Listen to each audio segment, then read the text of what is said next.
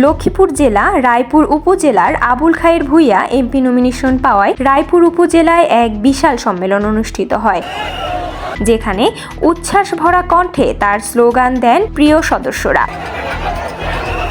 সম্মেলনে উপস্থিত ছিলেন আবুল খায়ের ভূঁইয়া, আনোয়ার হোসেন টিপু, নিউ মার্কেট থানার যুগ্ম আহ্বায়ক। আর উপস্থিত ছিলেন রায়পুর উপজেলার সভাপতি নাজমুল ইসলাম মিঠু, উপস্থিত ছিলেন শফিক ভূঁইয়া, সাধারণ সম্পাদক রায়পুর উপজেলা। আরও উপস্থিত ছিলেন MVM জিলানি, পৌর সভাপতি। উপস্থিত ছিলেন সিনিয়র সাবেক সহসভাপতি সালেহ আহমদ। উপস্থিত ছিলেন 7 নং বামুনি ইউনিয়ন আলমগীর হোসেন সুপার। আরও উপস্থিত ছিলেন সাধারণ সম্পাদক বাহারুল আলম। উপস্থিত ছিলেন জহিরুল ইসলাম, 7 নং বামুনি বিএনপির যুগ্ম আহ্বায়ক। উপস্থিত ছিলেন শাহিন হলাদার ও জাহাঙ্গীর কবির। উপস্থিত ছিলেন সাংবাদিক রেজাউল করিম। উপস্থিত ছিলেন যুবদল, ছাত্রদল, তাঁতি দল, স্বেচ্ছাসেবক দল ও অন্যান্যরা।